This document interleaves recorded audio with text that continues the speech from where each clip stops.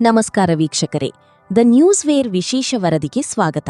ವೀಕ್ಷಕರೇ, ನಮಗೆಲ್ಲ ಕಿರುತೆರೆ ಅಂದರೆ ಅದೊಂದು ಸುಂದರ ಲೋಕ. ಅಲ್ಲಿನ ನಟನಟಿಯರು ಯಾವಾಗ್ಲೂ ನಗುತ್ತಾ, ರೇಷ್ಮೆ ಸೀರೆ ಉಟ್ಟು, ಆಭರಣ ತೊಟ್ಟು ಮಿಂಚುತ್ತಿರುತ್ತಾರೆ. ಅವರ ಜೀವನ ಅದೆಷ್ಟು ಆರಾಮವಾಗಿರಬಹುದಲ್ವಾ ಅಂತ ನಾವೆಲ್ಲ ಅಂದ್ಕೊಳ್ತೀವಿ. ಆದರೆ ವಾಸ್ತವವೇ ಬೇರೆ ಇದೆ. ಇವತ್ತು ನಾವು ಕರ್ನಾಟಕದ ಮನೆ ಮಾತಾಗಿದ್ದ ಕುಲವಧು ಸೀರಿಯಲ್ ಮೂಲಕ ಜನರ ಮನಗೆದ್ದಿದ್ದ ನಟಿ ಅಮೃತಾ ರಾಮಮೂರ್ತಿಯವರ ಬಗ್ಗೆ ಮಾತನಾಡಲಿದ್ದೇವೆ. ತಾವು ಅತ್ಯಂತ ಯಶಸ್ಸಿನ ಶಿಖರದಲ್ಲಿದ್ದಾಗಲೇ ಅಮೃತಾ ಸೀರಿಯಲ್ ಲೋಕದಿಂದ ಮಾಯವಾಗಿದ್ದೇಕೆ? ಮದುವೆಯ ನಂತರ ಅವರು ಕಾಣಿಸಿಕೊಳ್ಳದಿದ್ದಕ್ಕೆ ಕಾರಣ ಕೇವಲ ಸಂಸಾರ ಮಾತ್ರನಾ? ಖಂಡಿತ ಇಲ್ಲ. ಅದರ ಹಿಂದೆ ಒಂದು ಕರಾಳ ಡಿಪ್ರೆಷನ್ ಕಥೆಯಿದೆ. ಆ ಕಥೆಯನ್ನು ಸ್ವತಃ ಅಮೃತಾ ಅವರೇ ಈಗ ಬಿಚ್ಚಿಟ್ಟಿದ್ದಾರೆ. ಬನ್ನಿ, ಈ ವಿಶೇಷ ವರದಿಯಲ್ಲಿ ನೋಡೋಣ. ಸ್ಕಿಪ್ ಮಾಡದೆ ವಿಡಿಯೋನ ಕೊನೆವರೆಗೂ ನೋಡಿ ನಿಮ್ಮ ಅನಿಸಿಕೆಯನ್ನು ಕಮೆಂಟ್ ಮಾಡಿ. ಅಮೃತಾ ರಾಮಮೂರ್ತಿ ಅಂದ ಕೂಡಲೇ ನೆನಪಾಗುವುದು ಆ ಮುಗ್ಧ ಮುಖ ಮತ್ತು ಅದ್ಭುತ ನಟನೆ. ಕುಲವಧು ಧಾರಾವಾಹಿಯ ವಚನಾ ಪಾತ್ರದ ಮೂಲಕ ಅವರು ಗಳಿಸಿದ ಜನಪ್ರಿಯತೆ ಅಷ್ಟಿಷ್ಟಲ್ಲ. ಆನಂತರ ಮಿಸ್ಟರ್ ಅಂಡ್ ಮಿಸಸ್ ರಂಗೀಗೌಡ ಸೀರಿಯಲ್ ಮೂಲಕ ತಮ್ಮ ನಿಜ ಜೀವನದ ಸಂಗಾತಿ ರಘು ಅವರನ್ನು ಭೇಟಿಯಾದರು. ವೃತ್ತಿ ಜೀವನ ಮತ್ತು ವೈಯಕ್ತಿಕ ಜೀವನ ಎರಡೂ ಚೆನ್ನಾಗಿಯೇ ಸಾಗುತ್ತಿತ್ತು. ಆದರೆ ಎಲ್ಲವೂ ಸರಿಯಿದೆ ಅನ್ನುವಾಗಲೇ ಅಮೃತಾ ಮನಸ್ಸಿನೊಳಗೆ ಬಿರುಗಾಳಿಯೊಂದು ಶುರುವಾಗಿತ್ತು. ಅದುವೇ ಖಿನ್ನತೆ. ಯಾವುದೇ ಮುನ್ಸೂಚನೆ ಇಲ್ಲದೆ ಬಂದ ಈ ಮಾನಸಿಕ ಸ್ಥಿತಿ ಅಮೃತಾ ಅವರ ಬದುಕನ್ನೇ ತಲೆಕೆಳಗು ಮಾಡಿತ್ತು. ಹೊರಗಡೆ ಜಗತ್ತಿಗೆ ಅಮೃತಾ ನಟಿಯಾಗಿ ಕಾಣಿಸುತ್ತಿದ್ದರು. ಆದರೆ ಒಳಗೊಳಗೆ ಅವರು ಪ್ರತಿದಿನ ನರಕ ಅನುಭವಿಸುತ್ತಿದ್ದರು. ಅಮೃತಾ ಇತ್ತೀಚಿನ ಸಂದರ್ಶನದಲ್ಲಿ ಹೇಳಿರುವ ಮಾತುಗಳು ಎಂಥವರನ್ನೂ ಕಣ್ಣೀರು ಹಾಕಿಸುತ್ತವೆ. ನನಗೆ ಯಾಕೆ ಹೀಗಾಗುತ್ತಿದೆ ಎಂದು ನನಗೇ ತಿಳಿಯುತ್ತಿರಲಿಲ್ಲ. ಕಾರಣವಿಲ್ಲದೆ ಅಳು ಬರುತ್ತಿತ್ತು. ಮನೆಯಿಂದ ಹೊರಬರಲು ಭಯವಾಗುತ್ತಿತ್ತು ಎಂದು ಅವರು ನೆನಪಿಸಿಕೊಂಡಿದ್ದಾರೆ. ಖಿನ್ನತೆ ಅನ್ನೋದು ಒಬ್ಬ ವ್ಯಕ್ತಿಯನ್ನು ಎಷ್ಟು ಹೈರಾಣು ಮಾಡುತ್ತೆ ಅಂದರೆ ಅವರಿಗೆ ಬೆಳಗ್ಗೆ ಹಾಸಿಗೆಯಿಂದ ಎದ್ದೇಳುವುದಕ್ಕೂ ಚೈತನ್ಯ ಇರುವುದಿಲ್ಲ. ಅಮೃತಾ ಅವರಿಗೂ ಅಷ್ಟೇ. ಶೂಟಿಂಗ್ ಸೆಟ್ಗೆ ಹೋದರೆ ಅಲ್ಲಿ ನೂರಾರು ಜನರ ಮುಂದೆ ನಟಿಸಬೇಕು, ನಗಬೇಕು. ಆದರೆ ಅವರ ಮನಸ್ಸು ಮಾತ್ರ ಶೂನ್ಯವಾಗಿತ್ತು. ಪ್ರತಿ ಬಾರಿ ಕ್ಯಾಮರಾ ಮುಂದೆ ನಿಂತಾಗಲೂ ಅವರು ನಾನು ಇಲ್ಲಿರಬೇಕಾದವಳೇ ಅಲ್ಲ ಎನ್ನುವ ಸಂಕಟ ಅನುಭವಿಸುತ್ತಿದ್ದರು. ಜನಪ್ರಿಯತೆ, ಹಣ, ಫೇಮ್ ಯಾವುದೂ ಅವರಿಗೆ ಸಮಾಧಾನ ತರುತ್ತಿರಲಿಲ್ಲ. ನಟನೆಯಲ್ಲಿ ಎರಡು ವಿಧವಿರುತ್ತದೆ.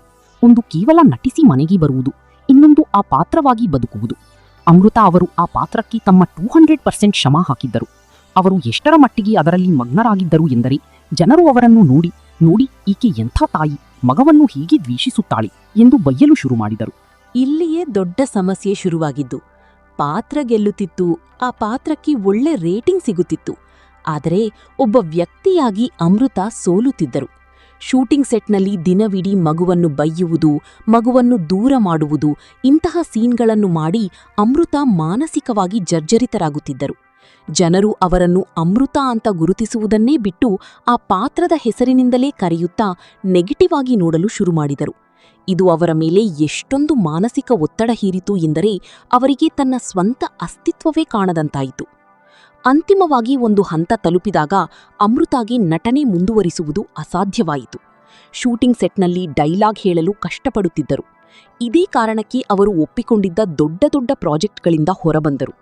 ಆಗ ಸ್ಯಾಂಡಲ್ವುಡ್ನಲ್ಲಿ ಮತ್ತು ಕಿರುತೆರೆಯಲ್ಲಿ ಅನೇಕ ಗಾಳಿ ಸುದ್ದಿಗಳು ಹಬ್ಬಿದ್ದವು.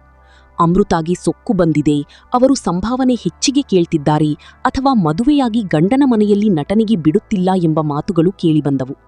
ಆದರೆ ಸತ್ಯ ಯಾರಿಗೂ ಗೊತ್ತಿರಲಿಲ್ಲ. ಅಮೃತಾ ಆ ಸಮಯದಲ್ಲಿ ಸೀರಿಯಲ್ ಬಿಟ್ಟಿದ್ದು ಕೇವಲ ವಿಶ್ರಾಂತಿಗಾಗಿಯಲ್ಲ, ಬದಲಾಗಿ ತನ್ನನ್ನು ತಾನು ಉಳಿಸಿಕೊಳ್ಳುವುದಕ್ಕಾಗಿ. ತನ್ನ ಮಾನಸಿಕ ಸ್ಥಿತಿ ಹದಗೆಡುತ್ತಿರುವುದನ್ನು ಕಂಡು ಅವರು ನಟನೆಯಿಂದ ದೂರ ಸರಿದರು. ಈ ಕತ್ತಲೆಯ ಹಾದಿಯಲ್ಲಿ ಅಮೃತಾ ಅವರಿಗೆ ಬೆಳಕಾಗಿದ್ದು ಅವರ ಪತಿ ರಘು. ಪತ್ನಿಯ ಮನಸ್ಸಿನ ತಳಮಳವನ್ನು ಅರ್ಥ ಮಾಡಿಕೊಂಡ ರಘು ಅವರಿಗೆ ಬೆಟ್ಟದಂತೆ ಬೆಂಬಲವಾಗಿ ನಿಂತರು. ನೀನು ನಟಿಸದಿದ್ದರೂ ಪರವಾಗಿಲ್ಲ, ನಿನ್ನ ಆರೋಗ್ಯ ಮುಖ್ಯ ಎಂದು ಧೈರ್ಯ ತುಂಬಿದರು. ಅಮೃತಾ ಅವರು ವೈದ್ಯಕೀಯ ಚಿಕಿತ್ಸೆ, ಕೌನ್ಸೆಲಿಂಗ್ ಮತ್ತು ಧ್ಯಾನದ ಮೊರೆ ಹೋದರು. ತನ್ನ ಸಮಸ್ಯೆಯನ್ನು ಒಪ್ಪಿಕೊಳ್ಳುವುದೇ ದೊಡ್ಡ ಜಯ ಎಂಬುದು ಅವರಿಗೆ ಅರಿವಾಯಿತು.